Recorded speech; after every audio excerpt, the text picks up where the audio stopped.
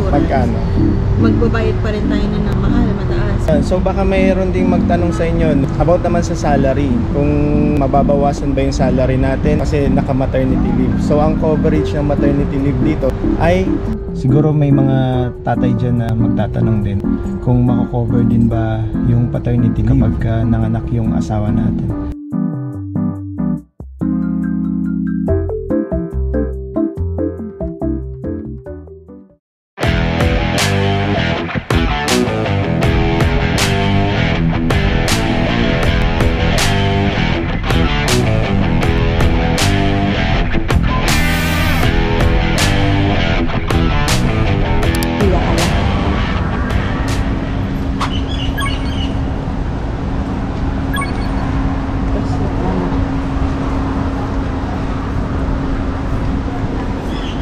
Sa may Alriga Business Center, punta tayo ng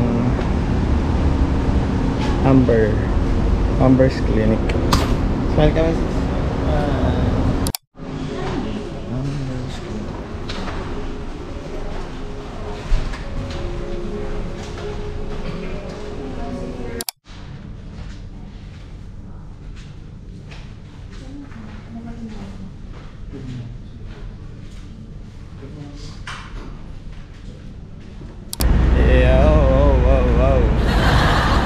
Assalamualaikum mga kabayan. Assalamualaikum. Assalamualaikum. So kakatapos lang po namin magpa-check up sa may Amber's Clinic. Next agenda natin, pakatapos natin ay dapat pupunta tayo sa IMH, Hospital. International Modern Hospital.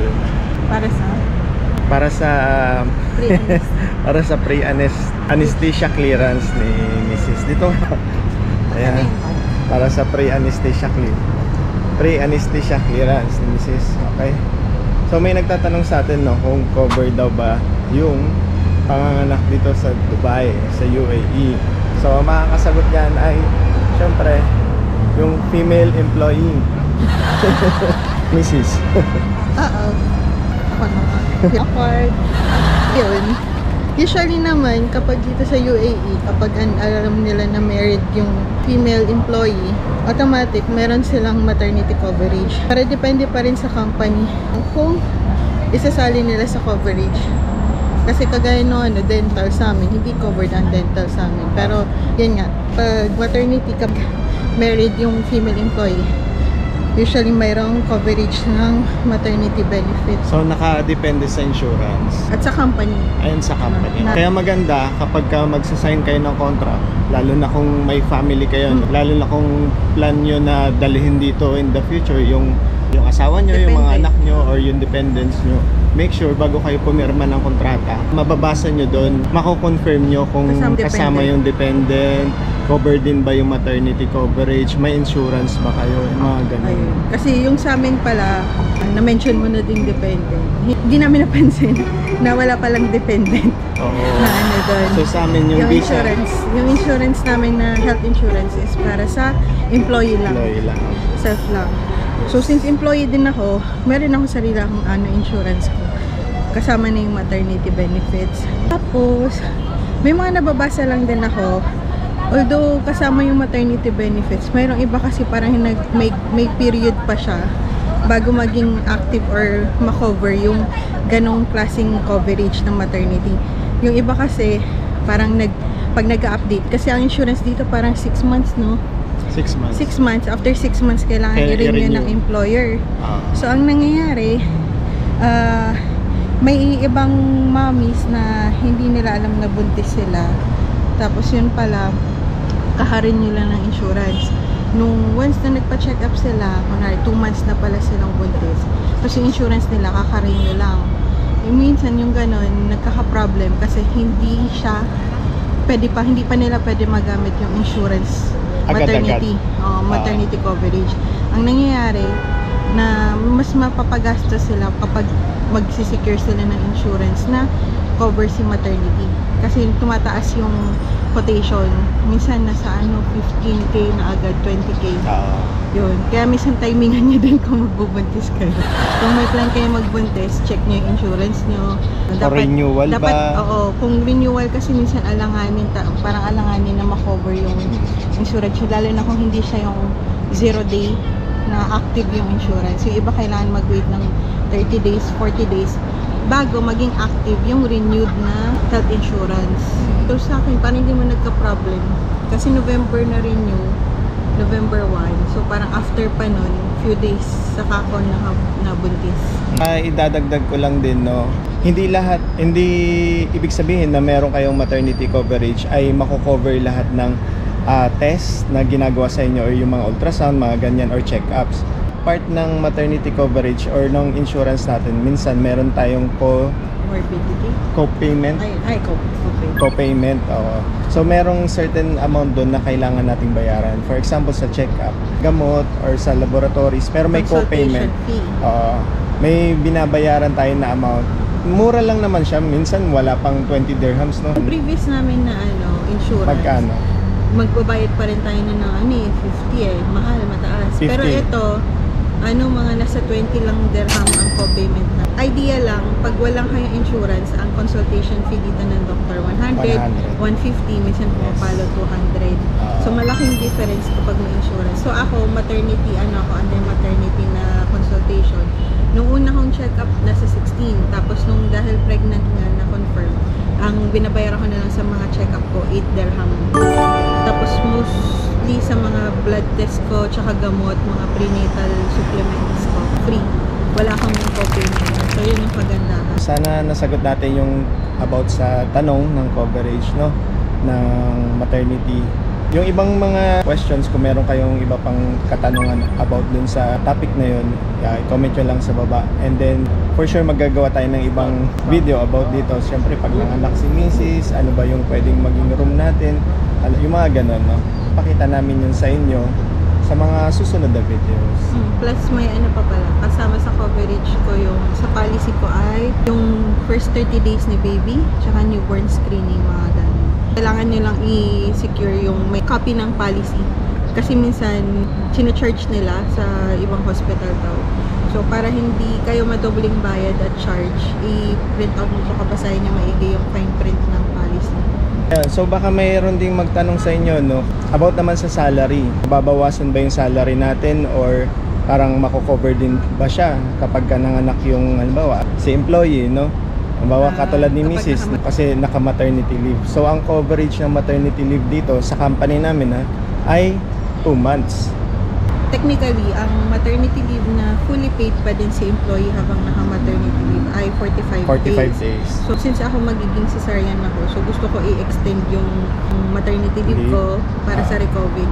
So, ang 15 days extension nila is na lang, parang half ng salary ang makukuha ko. Pero okay na din, at least meron pa din.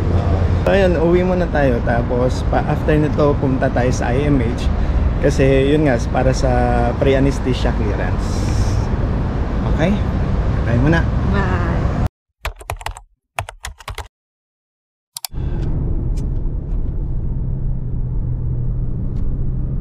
So, pupunta kami ngayon ng International Modern Hospital. Kasama natin ngayon si... Sino ka nga? Ako nga po pala si Lara. Si Lara.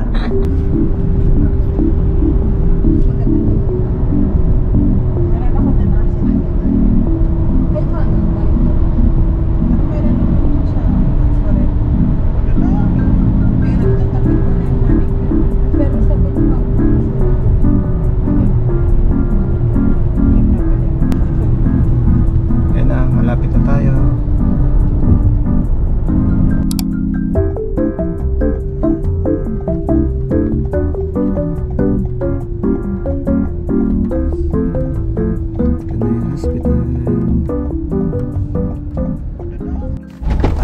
Thank you.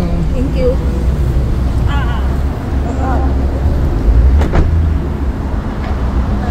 Dito na tayo. Oh, nalimutan ko yung bag na yellow. So ayun, nakalimutan ni Mrs. yung bag na pinaglalagyan niya ng mga folder. Babalik muna ako ng bahay, tapos pinaiwan ko na muna sila doon. Yun. So, tuloy na lang muna natin yung ating kwentuhan na naudlot kanina, no? Habang nandito tayo sa sasakyan. Kanina, pinag-usapan natin about sa coverage nung sa panganganak ni Mrs. And siguro may mga tatay dyan na magtatanong din, no? Kung mako-cover din ba yung paternity leave kapag nanganak yung asawa natin. So kami kasing mag-asawa ay nasa isang kumpanya. Yung coverage ng paternity leave sa company namin ay hanggang 5 days.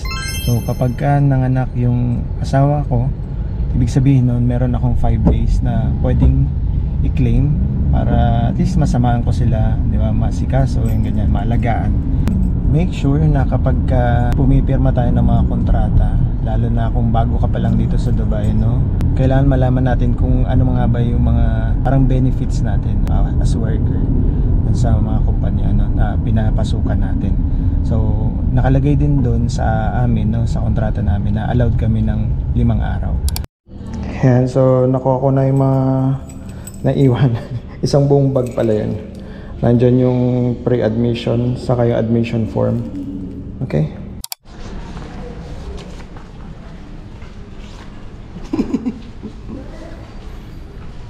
Tawa-tawa ikaw. Pabalik kami ng Ambers dahil may papagawang laboratory kay Mrs. So, balik muna kami ng Ambers ulit. Ayan. So ano lang tayo ngayon, travel tayo ngayon. Sana na-enjoy nyo yung pagta-travel natin, no? Enjoy tayo. Pangatlong taxi ko na tayo. Anyways, yun, balik kami ng Ambers, tapos papagawa si Mrs. ng TSH kasi mas mura doon, saka baka makover pa yung kanyang laboratory. Okay? Dito na kami sa may Alriga. Hello. Hello. Hello. Wow. Building. Wow. Ayan, building. Wow, building. Ano, Amber Clinic. Here we go. Pauwi na kami.